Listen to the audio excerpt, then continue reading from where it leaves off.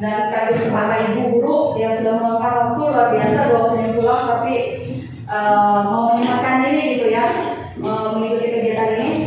Bapak Ibu, kegiatan ini tuh sebenarnya tugas saya sebagai calon guru penggerak diseminasi budaya positif di lingkungan sekolah.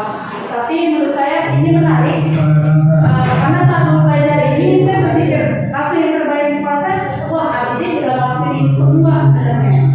Gitu makanya ketika diskusi saya selalu bilang di sekolah saya sudah, walaupun mungkin memang ada beberapa tahapan yang perlu disempurnakan gitu, atau ada beberapa tahapan yang kita sebenarnya udah ngelakuin itu tapi kita nggak tahu oh namanya itu gitu.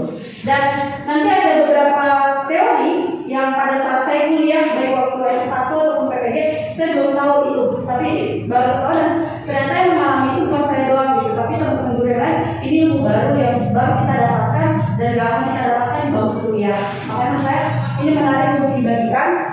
Dan terlebih kemarin kan kami bilang ada alumni kita yang kena hukuman fisik di sekolahnya sekarang sampai akhirnya tidak bisa mengalami permasalahan lah.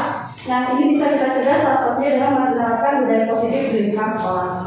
Oke, sebelum membahas tentang budaya positifnya,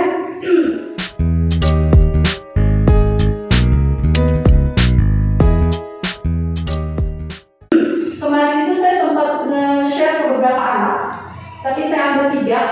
Saya mau nanya ke anak-anak dia sendiri sebenarnya mereka tuh mengharapkan lingkungan sekolah yang seperti apa dari kelas 7, 8, dan 9. Dan alhamdulillahnya dari kelas 7, 8, 9 yang terutama yang kelas 8, 9 yang tadi saya sampaikan di awal, mereka merasa lingkungan dia sendiri itu udah yang paling nyaman dan itu memang pengen mereka dapatkan di sebuah sekolah. Jadi mereka pengen lingkungan yang mereka bisa bermain, gurunya yang kayak kalau kita pernah minta testimoni dari alumni ya bilangnya ini udah jadi rumah keduanya mereka gitu. Bayangin Bapak Ibu dalam 24 jam mereka itu hampir sebagian besar waktunya lebih banyak ke kita dibandingkan di rumahnya mereka. Ketemu orang tua mentok sampai jam 9 itu pun kalau nggak masuk kamar tutup pintu gitu kan mereka lebih banyak ketemu kita ketimbang ibu bapaknya sendiri. Ini yang disampaikan. Cuma kalau Bapak Ibu pikirkan di sini dan saya yakin kita alami, mereka memang menganggap Asidik itu sebagai rumah keduanya, tempat paling nyaman. Gitu. Cuma ada beberapa pembahasan di sini saya sampaikan dulu kalau mengutip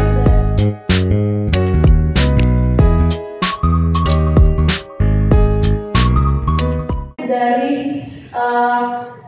perkataan Ki Hajar Dewantara. Kalau menurut Ki Hajar Dewantara itu kita dibilangnya kayak petani Bapak Ibu. Kita nggak bisa maksain tumbuhnya padi jadi jagung. Kita nggak bisa maksain padi jadi tanaman lain. Padi ya padi, jagung ya jagung. Tapi yang bisa kita kondisikan adalah gimana caranya biar padi yang tumbuh itu benar-benar jadi padi ya dengan bibit yang unggul.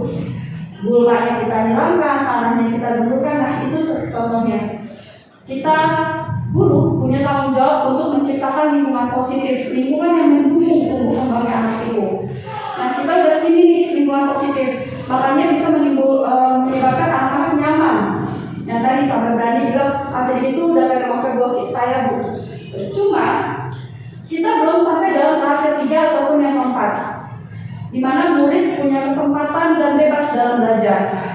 Anak-anak nyaman di sekolah, tapi waktu itu kemarin saya sempat tanya kenapa sih kamu nggak mau pulang? Kalau di rumah saya disuruh-suruh, kalau di sekolah nggak. Jadi sekolah itu hanya tempat buat mereka membebaskan diri. Bukan untuk mereka. Kalau kemarin sempat pembahasan dengan 3 orang teman, kalau Fikri bilang dia pengen anak-anak itu yang bisa mau belajar, mau mencoba. Nah kita belum di situ Bapak Ibu. Anak-anak nyaman, tapi sekedar nyaman untuk bermain, belum mau belajar. Terus kalau mereka punya kesempatan dan bebas dalam belajar, kita tinggal nonton Bapak Ibu untuk mereka membangun potensinya. Nah ini tantangan kita udah punya modal ini aman dan nyaman. Karena saya pernah diskusi ada sekolah yang bahkan asli itu nggak mau datang ke sekolah, males, gurunya harus datang dulu, mau visit dulu, pasti terjadi di BK. Seperti itu Bapak Ibu. Kita lanjut.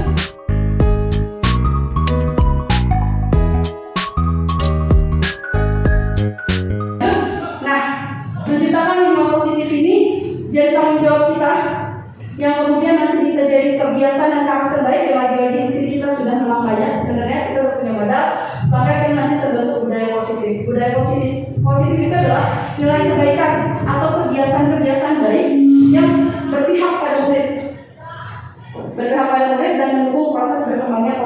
kepada murid. Ini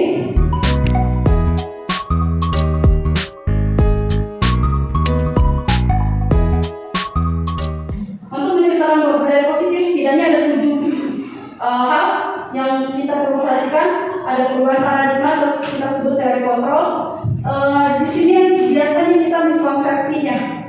Lalu ada disiplin positif, motivasi perilaku manusia, keyakinan kelas, kebutuhan dasar manusia, posisi kontrol, dan yang terakhir tadi saya bilang ada ilmu baru yang mungkin kita sudah menerapkan tapi kita belum tahu kalau itu namanya. Ini segitiga restitusi. Kita lanjut dulu.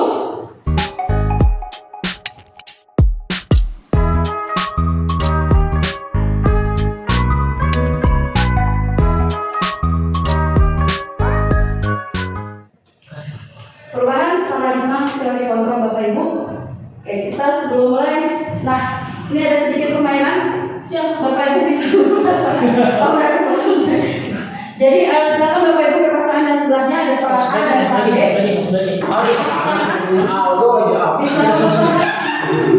Yang peran B, tugasnya adalah mencoba membuka kepalan tangan si A.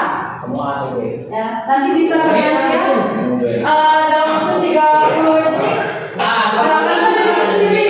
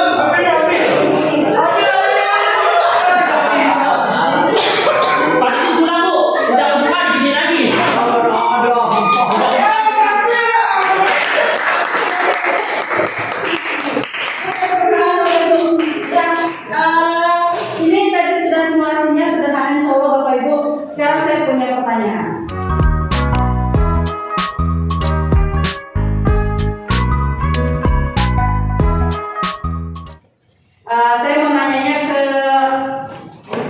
Bu Sri dulu deh. Bu Sri, tadi Bu Sri ngebuka atau nutup Bu Sri? Dulu aja. Pas dipaksa dibujuk buka atau dibuka sama Bu El kebuka? Kebuka. Sedikit. Kenapa Bu Sri ngebuka? Dia tarikannya kencang. Oke, tarikannya kencang. Kalau tadi Pak Dino gimana Pak Dino? Saya kebuka, saya tutup lagi. Buka tutup lagi. Agak tak setuju banget. Iya, saya nggak mau menyekal. Kayak komis ya. Yang ini Pak psikologis di depan saya. Pak Yusuf. Sampai HP lo ditaruh di bawah. Gimana Pak Yusuf? Sampai HP jatuh loh, tarikannya kuat bener. Baik, Bapak Ibu, ini simulasi sederhana. Sebenarnya dari sini kita bisa tahu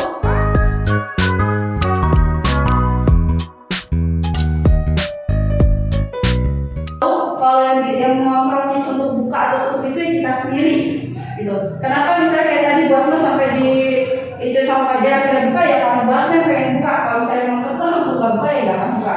Dan kita nggak akan bisa mengontrol orang. Inilah kenapa saya bilang kalau ada teori kontrol dibilangnya ilusi. Kita selama ini selalu berpikir untuk menciptakan suatu lingkungan yang tertib, lingkungan yang positif, kita harus mengontrol anak dengan pakai tata tertib banyak banget gitu kan, sampai detail. Saya termasuk kayak seperti itu. Uji coba dari awal masuk, saya pernah pada saat pembelajaran kelas lulus Bapak Ibu, saya mau anak pas masuk minimal 5 menit setelah bel, ketika saya masuk anak udah harus standby. Saya buat sedetail itu. Memang tertib, tapi ternyata mungkin nanti Ibu Sri lebih paham. Untuk lingkungan positif ini, untuk emosi kontrol itu hanya untuk jangka pendek. Nanti ketika kayaknya nggak ada atau saya tidak hadir, ya itu nggak terkondisikan. Itu kenapa kita harus suka terbebani, kita harus melepas kelas dan pelajaran kita rapat, anak-anak jadi tidak terkontrol. Jadi terkontrol tapi hanya jangka pendek. Nah, untuk menciptakan lingkungan positif itu,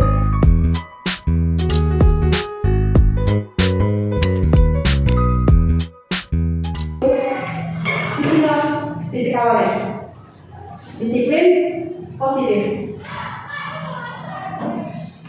Disiplin. Apa yang bayang Bapak Ibu ketika dengar kata istilah disiplin? Waktu kayak kesannya tuh kayak negatif banget kan, kayak anaknya harus tertib dari awal sampai akhir. Tapi ternyata berulang betul. Tapi ternyata ini Bapak Ibu kuncinya.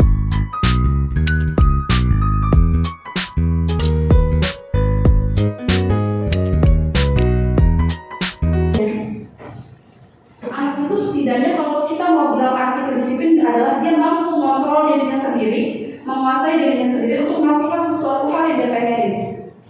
Jadi bukan disiplin itu anak ini masuk tepat waktu karena tata tertib, bukan.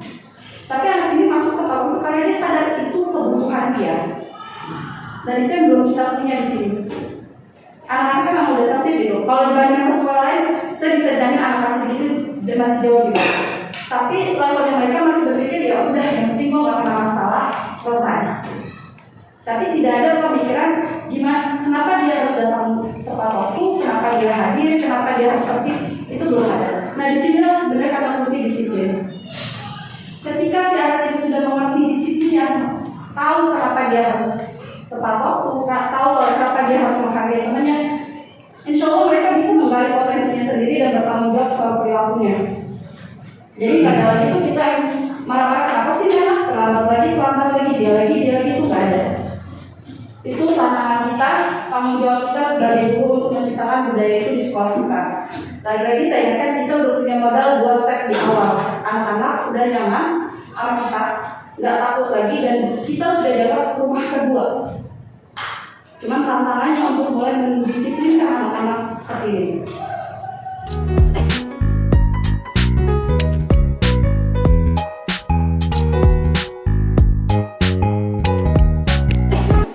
Untuk membuat disiplin anak-anak ada 3 motivasi perilaku manusia. Saya ambil contoh yang dulu Bapak Ibu. Kita balik lagi ke diri kita. Jangan terdistract dengan foto yang di sini. Masya Allah, itu tahun berapa tuh? Tahun lalu. Lapangannya bagus soalnya. Sebelum Hijriah. Ada pertanyaan, kenapa kita hadir di sekolah? Bella kenapa hadir di sekolah hari ini? Atau Bapak tuh? Saya tiap sebelum berangkat selalu. Masya Allah. Memikirkan sesuatu apa? Ya, insya Allah saya setiap berangkat sekolah saya selalu bilang kalau saya datang ke sekolah ini karena Allah. Masya Allah. Dan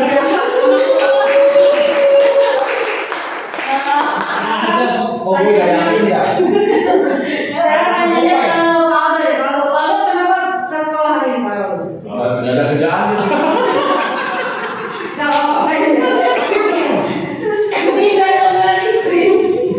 Ya pertama kan itu pastinya kita akan tanggung jawab kita ya, seorang guru, tanggung jawab kita. Kemudian untuk kedisiplinan ya memang harus sesuai tepat waktu sih. Cuma kalau hari ini kan karena saya ada keperluan gitu. Coba yang ngomongin hari ini.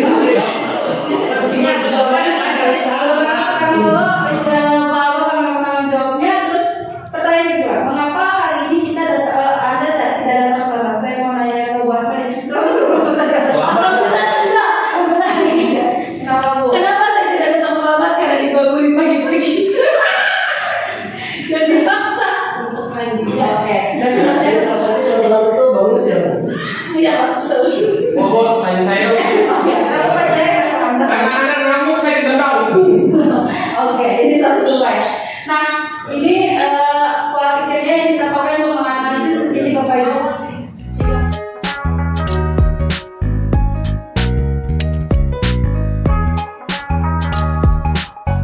Tiga motivasi perilaku. Yang pertama, dan ini masih kebanyakan dari kita menghindari ketidaknyamanan atau hukuman.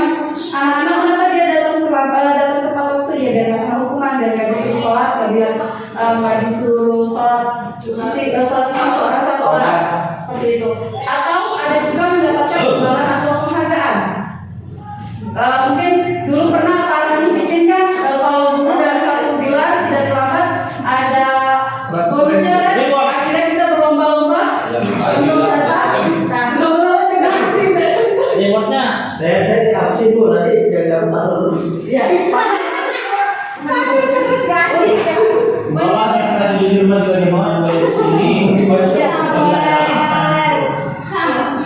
Nah, uniknya Bapak Ibu ternyata penghargaan ini memberikan dampak yang jauh lebih buruk ketika kita menyuruh anak tertib dengan alasan hukuman. Kalau hukuman paling bisa mana kan, tapi kalau penghargaan itu ternyata bisa ke kanan kirinya. Jadi ada anak yang sudah berusaha tapi yang dapat penghargaan satu orang dia akan merasa dia sia-sia. Gitu. Dan itu ternyata lebih banyak lagi. Makanya untuk penghargaan ini sama jalurnya cuma jangka pendek. Bahkan cenderung bikin orang tersebut untuk lagi ketika dia misalnya berbuat baik dia dapat hadiah, anggaplah pakai uang 100.000. Besoknya dia berbuat baik lagi tapi ternyata dikasihnya 50.000 atau bahkan nggak dikasih. Dia akan berpikir di situ kenapa nggak dikasih. Akhirnya pada step berikutnya dia nggak akan ngelakuin hal yang sama. Itu untuk penghargaan. Nah, poin ketiga inilah yang diharapkan kita bisa menanamkan anak-anak yang tadi karena belok tahu nih dia datang karena pengen karena Pak bisa jadi Allah misalnya. Pak Allah karena tugasnya itu seperti itu. Nah, ini yang kita harapkan bisa tanamkan anak-anak menghargai dirinya sendiri. Gitu. Karena dia meyakini misalnya tanggung jawab itu memang ya udah harus ada di dirinya. Biar tadi yang disiplin positifnya ada di anak.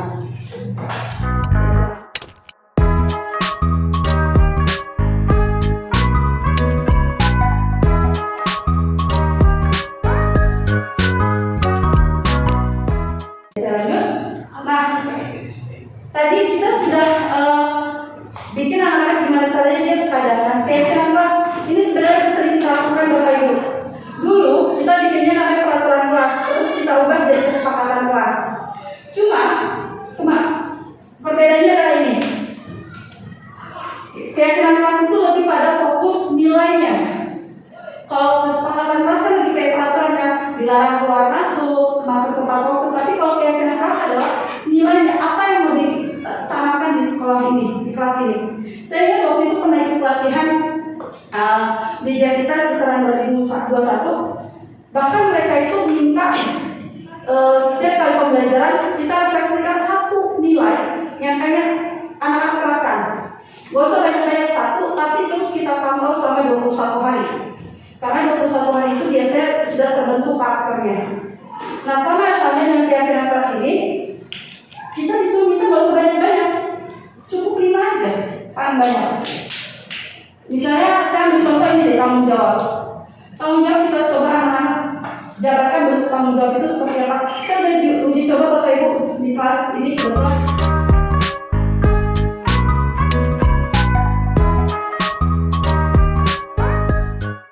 Sempat ada kekhawatiran karena pada saat saya suruh bikin itu ada anak itu yaudah boleh tidur aja di kelas, boleh makan. Wah kacau di kelas. Tapi ternyata luar biasanya anak-anak kita itu ketika ada satu yang belum akan ada anak-anak yang lain yang bilang nggak bisa kayak gitu. Ini satu papan tulis penuh dengan peraturan yang mereka bikin sendiri. Saya tidak intervensi sama sekali. Nah dari sini, dari sekian banyak ini akhirnya saya dapat ini yang biasanya kita sebut kesepakatan kelas. Nah dari kesepakatan kelas ini kemudian saya buat keyakinan kelas.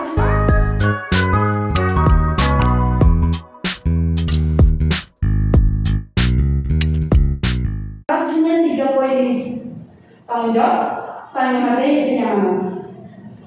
Sebenarnya ini ada lagi prosesnya Bapak Ibu. Nah ini dari salah satu nanti aksi nyata kalau Bapak Ibu ngambil di PMM yang disiplin positif, salah satunya ini bikin keyakinan keras di mata Bapak Ibu sendiri. Yang wali kelas bisa pakai seperti itu.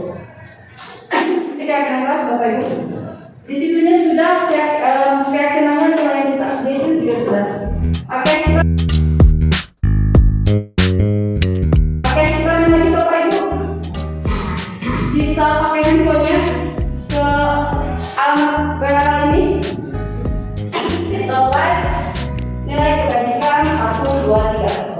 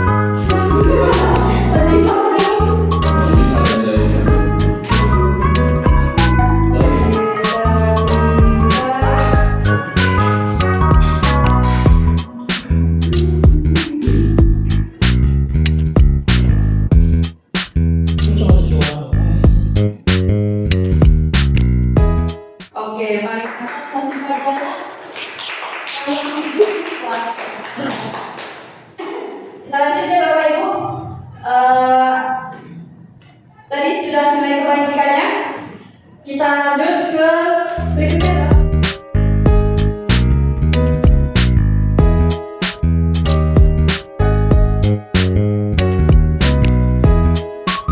Ini adalah kebutuhan dasar manusia. Kita udah memperkenalkan aturannya, nilai-nilai yang harus mereka pahami. Mereka kita sepakati. Kita sudah mencoba mengenalkan istilah disiplin. Tapi apakah tetap ada pelanggaran? Masih ada. Nah, kita disuruh menelaah lagi kenapa bisa terjadi pelanggaran. Itu efeknya adalah kebutuhan dasar manusia. Setiap manusia itu pasti punya kebutuhan dasar yang kemudian jadi alasan perilaku tersebut.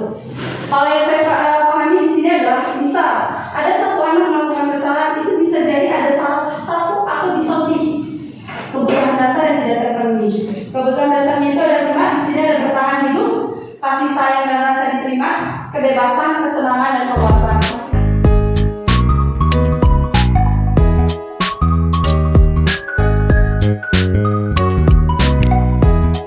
Masing-masingnya itu seperti ini. Kalau bertahan hidup lebih kepada kebutuhan psikologis, fisiologis dan biologis. Makanan, dia lapar. Kalau orang lapar itu cenderung nggak takut apa-apa, mereka ya wajar karena ada kebutuhan hidup yang harus dipenuhi. Lalu ada kebutuhan kasih sayang dan rasa diterima. Nah ini bisa jadi ada anak yang misalnya apatis karena ya tadi di rumah tidak ada kasih sayang, makanya dia cari perhatian kasihnya. Nah, lalu ada kebebasan. Anak butuh dikasih pilihan. Kayak kita aja kalau semua udah ditentuin, oh masuk sekolah ini nggak boleh milih-milih, lama-lama stres. Nah ini anak-anak butuh kebebasan, kasih pilihan. Tapi lagi-lagi, terus orang tua fungsinya apa? Kita sebagai pengarah. Pengarah kasih kebebasan mereka untuk memilih, tapi kita pengarah yang tentuin seperti itu. Lalu ada kesenangan. Ini juga yang dibahas kenapa di kelas bisa ada anak yang begitu tidak aktifnya di kelas. Salah satu bisa jadi faktor ini.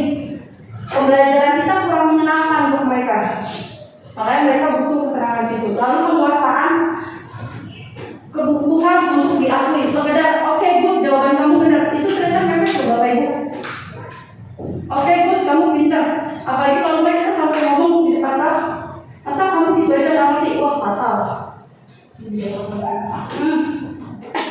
Ini kebutuhan dasar manusia.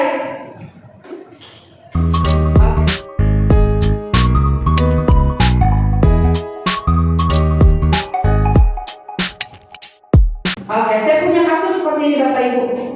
Ada seorang guru, Bu Ambar. Mana Bu? Bu Ambar ada di mana? Dia guru wali kelas kelas 8A. Dia SMP Pelita Hati. Dia bingung menghadapi ulah salah satu murid di kelasnya Doni. Beberapa anak di kelasnya datang ngadu kalau Doni seringkali minta bekal makan siang mereka dengan paksa. Nah pertanyaannya nih, kita mulai pertama dulu. Menurut Bapak Ibu kira-kira alasan apa yang bikin Doni melakukan hal tersebut? Kalau kita base dari 5 kebutuhan dasar tadi. Ya itu tadi. Nih 5 kebutuhan dasar ada yang 5 ini. Kira-kira Doni kenapa dia bisa ngambil? Mungkin kali ini yang sudah berjibaku dengan anak-anak. Kesenangan bisa jadi. Kenapa bisa kesenangan aja ya? Karena dia senang Oke, bisa. Terus dia senang mencoba makanan dari teman-temannya yang teman-teman dari kamarnya. Kalau setiap hari masuk sih. Masing-masing berbeda-beda. oke, ada kesenangan. Lalu tadi gimana Pak Yusuf? Bertahan hidup. Bertahan hidup bisa juga. Ini sunahnya juga. Belum banget. Oke, ya, bisa banyak opsinya ya Bapak Ibu. Makanya kita nyambung lagi ke pertanyaan kedua. Kalau Bapak Ibu jadi Bu Ambar, kira-kira yang Ibu Bapak lakukan gimana?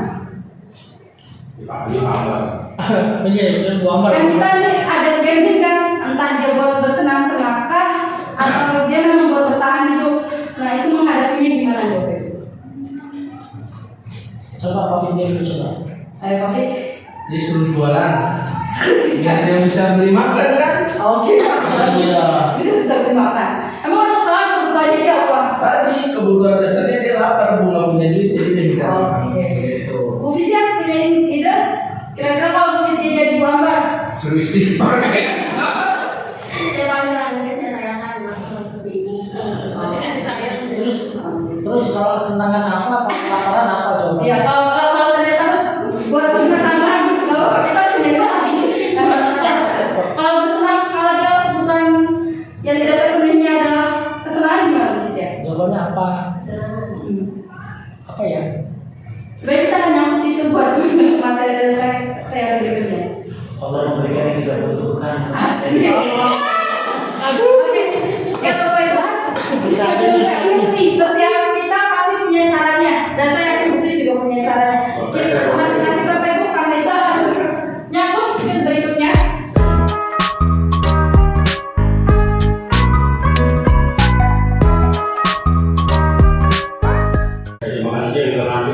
Nah, posisi kontrol. Tadi kita sudah mengenalkan tentang disiplin dirinya, kita sudah membentuk motivasinya, kita sudah memberikan nilai keyakinannya yang berusung, lalu sudah ada keyakinan sudah kebutuhan dasar sudah kita ketahui. Posisi kontrol kita tuh tugasnya ngapain? Terus sama kalau berbuat salah kita wawasin aja gitu. Nah, di sini yang akan dibahas tadi posisi kontrol. Kalau menurut posisi kontrol itu kita dapat ya, oke, kita tadi dulu tadi Bapak Ibu masih sama, kita main di Salah mulai dari posisi kontrol 1 di bawah posisi kontrol 1.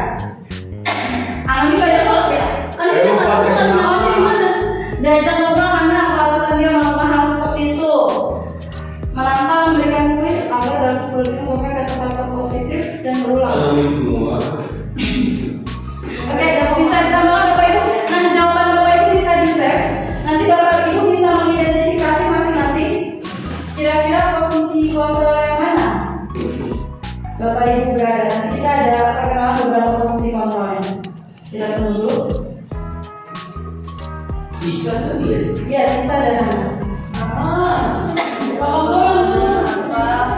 Apakah rasa dia melakukan hal seperti itu?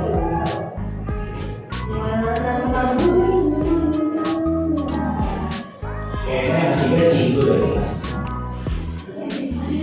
Ini biar edit nama gimana biar nyanonin nih?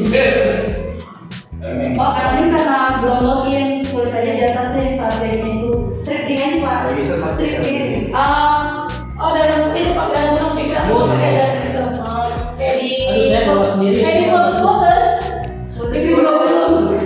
Oh ya, selain pakai Padlet, Bapak Ibu bisa pakai Jamboard ya. Itu udah lebih nyambung lagi ke Google. Cuman kalau Jamboard itu Pemanggilannya adalah benar-benar karakternya.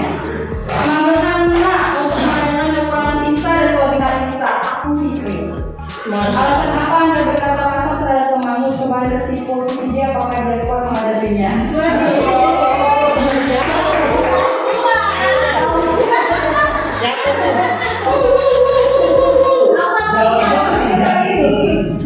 Oke, sudah? Yang lain bisa mengikuti Bapak Ibu? Patung dari tadi nggak ada nama patung nih. Tadinya waktu nggak ikut di sini masuk tadi. Oke, kita lanjut Bapak Ibu nih, tadi kita sudah bermain. Posisi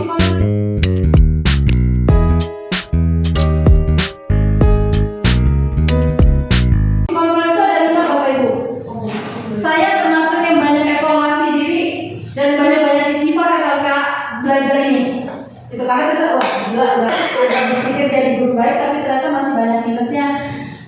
Di sini ada 5: penghukum, pemberi rasa bersalah, teman, pemantau, dan terakhir adalah manajer. Saya punya videonya satu-satu.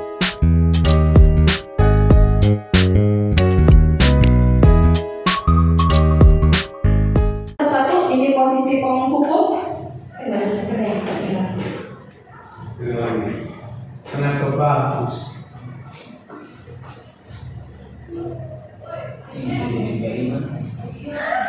Ini P5 tuh dia.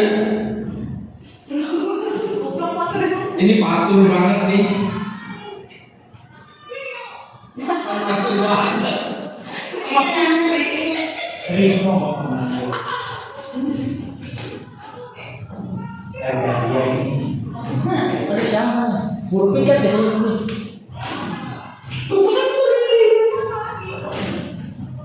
Kamu sih sering.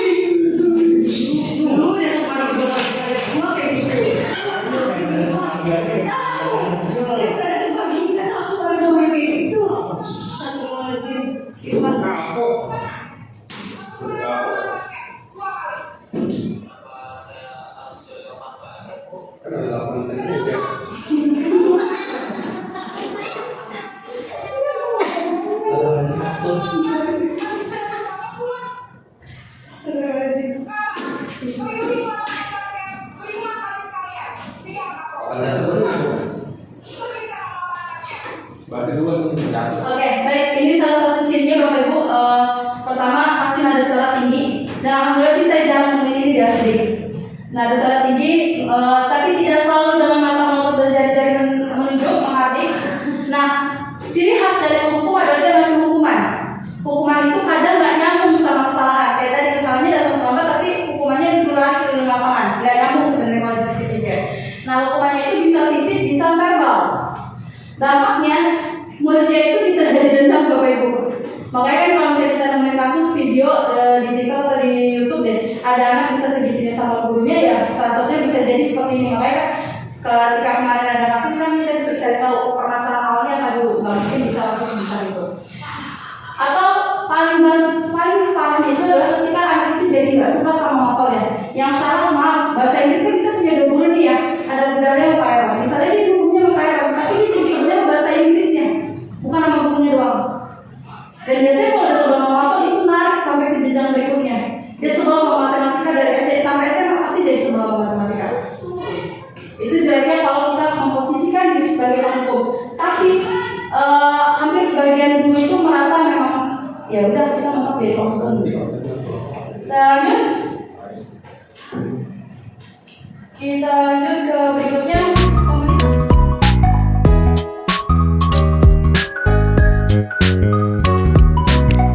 Pemberi rasa bersalah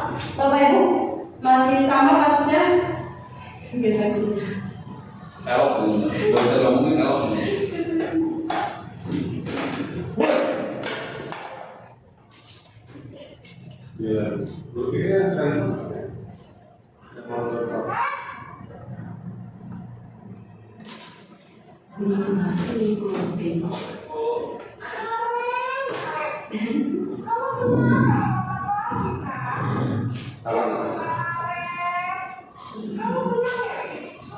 Oh ini ya.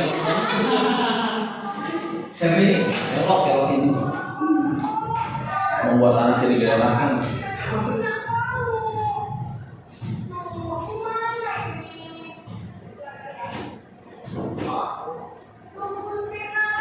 Elok banget kan? Aduh, apa tuh?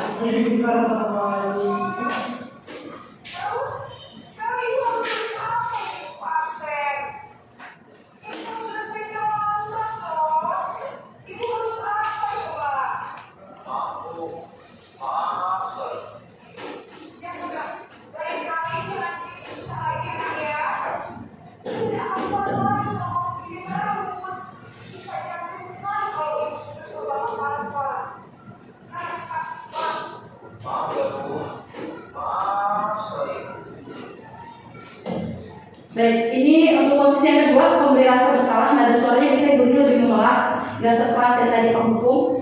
Tampaknya Bapak Ibu, ada satu cerita nih, kalau kayak gini mungkin kalimatnya masih bikin rasa bersalah nggak enak sama gurunya.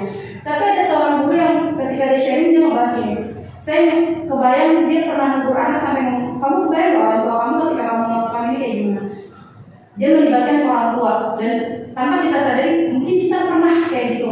Yang tadinya harusnya orang mulai berpikir dia letak kesalahannya di mana dan bagaimana memperbaikinya, jadi berpikir oh ya gue cuma jadi beban buat orang tua.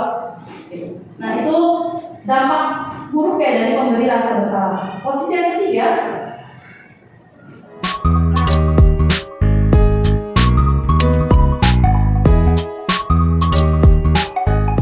nah ini teman, memposisikan diri sebagai teman.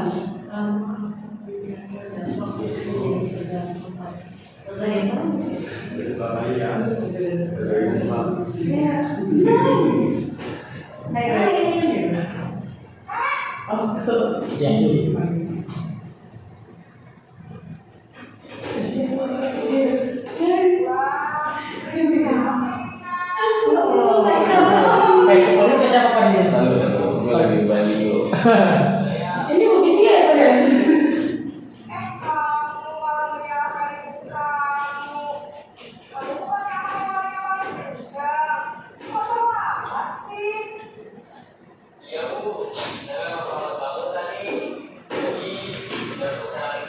Ini mulai dari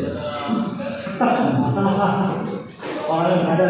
yang ada lagi Bandung ganti. Wah asma ini asma banget. Ini kan asma banget kan? Mah coba tuh pak. Pantesan anak aku cuma berganti. Oke. Perbedaannya jelas sudah baca pertama kedua anak COVID vibe-nya tuh negatif, kalau ini udah mulai santai, udah mulai chill namanya.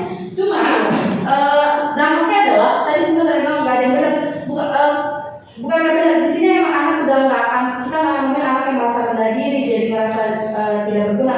Memang cuman dampak negatifnya adalah tadi yang tadi kita awal pengen bikin anak sadar kesalahannya di apa dan bagaimana memperbaiki itu nggak tercapai. Akhirnya balik lagi kayak kita nyaman buat nyaman mereka, tapi tidak ada pembelajaran mereka.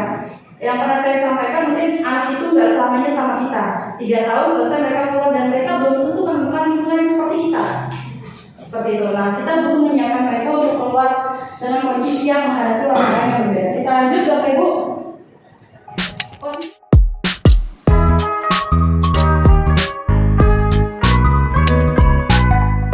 Posisi pemantau.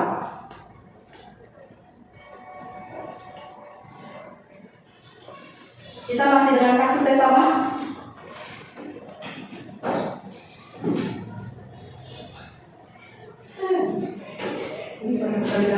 Oh ini mahal. Enggak ini sampai naren sama bu. Soalnya ekspresinya. Iya. Oh ini dahlia ini.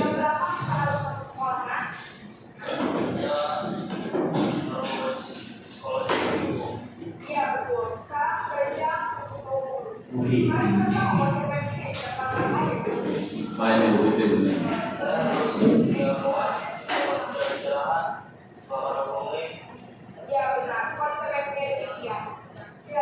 Oh iya, Fitriani Amin banget ini parah. Kok tipe gue belum ketemu? Kalau pagi Gak pernah ngumpul gue, gak pernah peduli juga sama anak. Oke, baik Bapak Ibu. Ini salah satu kelas bahan evaluasi saya pikir, oh saya ternyata masih mentok di posisi ini gitu. Ciri khasnya dia tidak nada tidak tinggi, dia biasa aja normal. Tapi itu dia cuma mengandalkan perhitungan catatan. Dia nggak peduli alasan anaknya. Kalau salah ya salah, benar ya benar. Dan kalau misalnya di sekolah beberapa biasa pakai stiker poin itu termasuk di sini. Nah dampaknya murid memang tahu ketika mereka terlambat hukumannya apa, tapi mereka nggak sadar kenapa mereka harus datang tidak terlambat. Itu nggak nyampe lagi tujuannya. Di sini ada istilah konsekuensi, Bapak Ibu ternyata hukuman dan konsekuensi itu berbeda. Kalau hukuman yang tadi saya bilang bisa jadi nggak nyambung dengan pelanggarannya, tapi kalau konsekuensi nyambung. Gitu. Misalnya anaknya terlambat tadi, sanksinya adalah anak tersebut harus stay di kelas 20 menit berlama karena dia terlambatnya 20 menit. Jadi kita diharapkan kalaupun kita mau ngasih sanksi itu yang nyambung dengan kesalahannya. Makanya kemarin pada saat diskusi saya termasuk yang membanggakan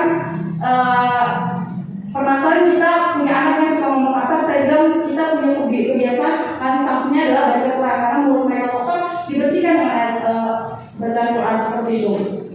Kalau bisa bikin yang nyambung dengan pelanggarannya. Nah, kita lanjut posisi terakhir.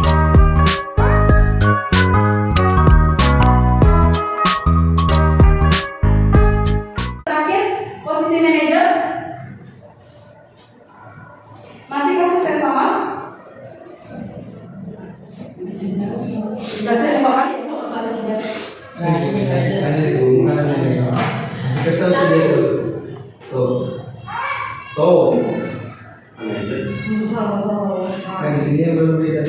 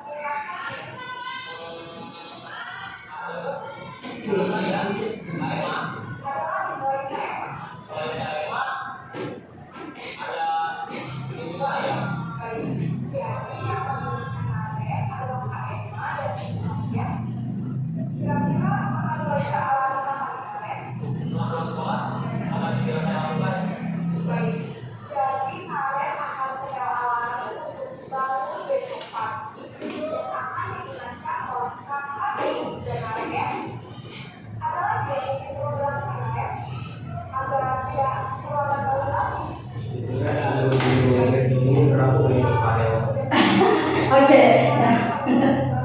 Udah jawab? Udah lewat masanya. Oke. Ya, pertanyaan project sempat saya tanyakan juga, gimana kalau misalnya kita ngadepin anak yang nggak bisa diajak ngobrol kayak gini? Udah kita pancing-pancing sampai dari bahasa Pangkalan sampai kita udah tampil mulai keluar, tetap aja nggak ketemu, itu gimana? Ternyata kita nggak wajib ada di sini, Bapak Ibu. Ideal memang seperti ini, tapi kalau misalnya kita melihat kondisi anak tidak memungkinkan di sini, kita boleh pindah ke level pemantau atau bahkan sampai penghukum. Tapi lagi diutamakan di sini, karena kepentingannya di sini adalah kita pengen biar anak sadar dulu kesalahannya dia apa, dan dia bisa cari solusi untuk memperbaiki permasalahan yang dia lakukan. Seperti itu. Ini posisinya Bapak Ibu, posisi kontrol.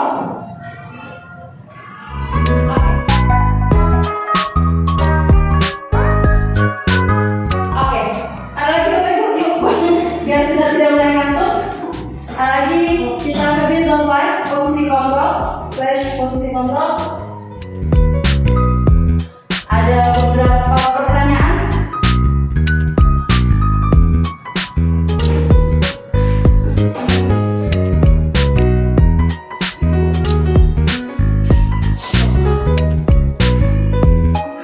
Bisa digeser jawabannya Bapak Ibu. Dimasukkan ke bukunya masing-masing. Get the light slash fungsi kontrol.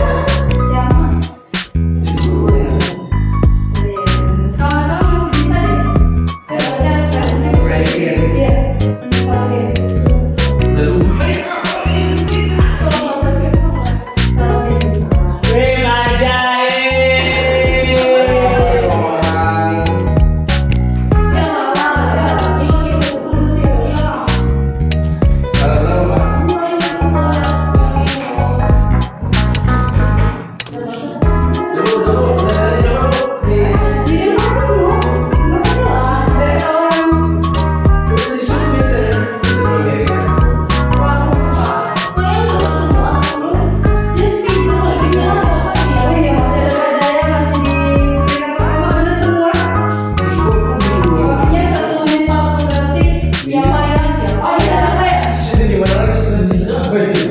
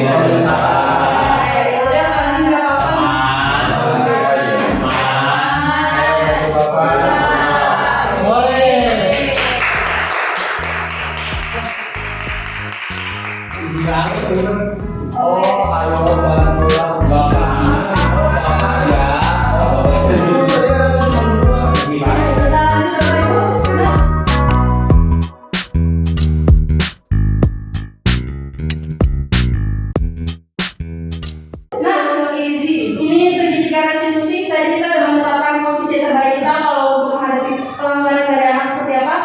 Nah, untuk penyelesaiannya kita pakai segitiga restitusi. Sebelumnya saya ada video.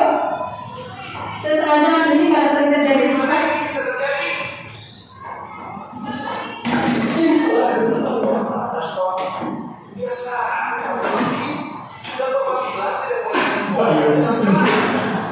Selalu saja kamu. Begini apa yang bisa kamu lakukan? Tidak bisa apa-apa kan? Jangan ulangi lagi. Oke, ini yang biasa terjadi Bapak Ibu, bukan hanya di kita tapi hampir di semua sekolah kayak gini kejadian.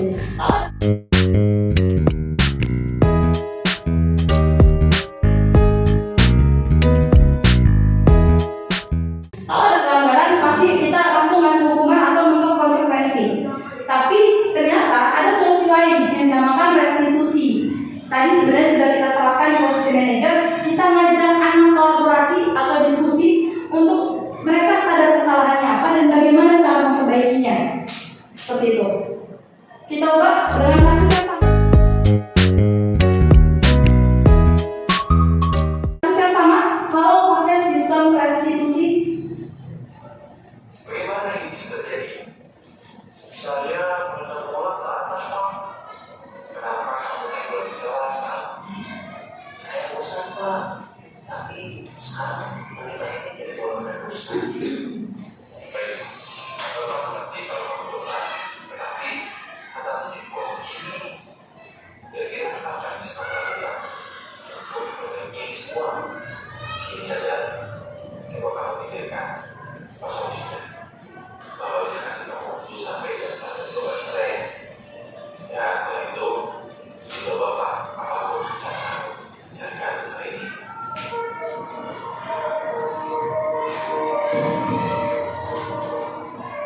Maaf Pak, sepertinya saya harus mengatakan kepada Firman.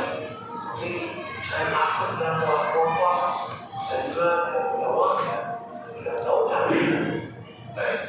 Terima kasih atas penjelasan.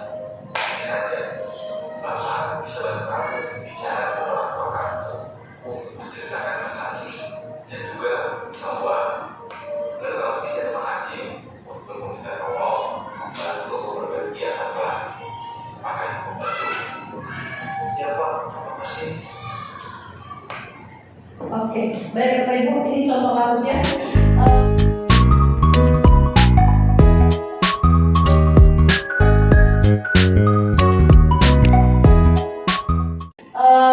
Terkait pembicaraan ini di segitiga restitusi, kalau tadi kan sudah bilang kalau kasusnya anak yang nggak bisa diajak ngobrol, kita bisa pindah ke posisinya. Terus apakah kata-kata yang harus bagus seperti ini? Enggak Bapak Ibu. Santai aja. Saya malah ketika uji coba pakai bahasa ini malah nggak nyambung aman juga apaan sih Bu. Tapi ketika kita pakai bahasa sehari-hari yang penting targetnya beneran tujuannya sama, insya Allah tercapai. Dan sebenarnya kalau misalnya ada power lebih enak, karena saya pernah melihat power itu menerapkan segitiga restitusi ketika kasus asal bisa mecahin jendela kalau masalah. Saya melihat sendiri di mana power ngajak mereka ngobrol, memang kita sudah menetapkan mereka mengganti jendela, tapi cara power untuk ngegiring anak sadar mereka harus mengganti dengan biaya, bahkan mereka inisiatif. Yaudah kita beli kaca sendiri, pasang sendiri, itu sebenarnya kita sudah menerapkan Bapak Ibu. Di sini untuk segitiga restitusi itu ada 3 tahapan: menstabilkan identitas, validasi kesalahan, dan terakhir menanyakan keyakinan. Kalau Bapak Ibu baca pengertian menstabilkan identitas ini, kesannya memang kok anak salah diiyain. Tapi sebenarnya kita menstabilkan identitas ini lebih kepada ketika anak punya masalah dengerin dulu. Ya biasa bagi kalau anak perempuan kan kalau lagi ngomong kalau kita peka, yang ada makin membludak kita emosinya. Jadi dengerin dulu.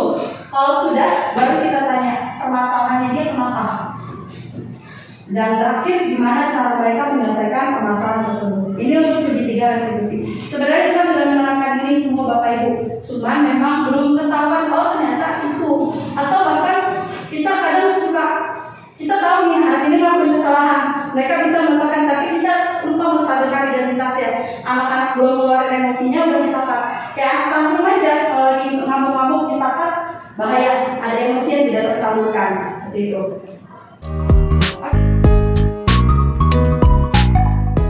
Oke, terakhir Bapak Ibu ada pertanyaan, ada permainan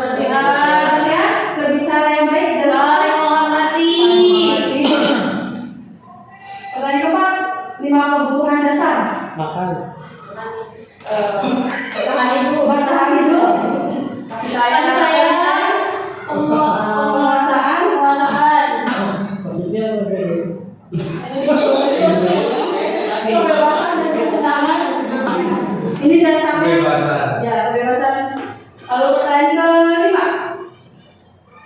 Satu kali identitas, validasi mengenai keyakinan. Oke, sip. Ini tahapannya Bapak Ibu. Itu saja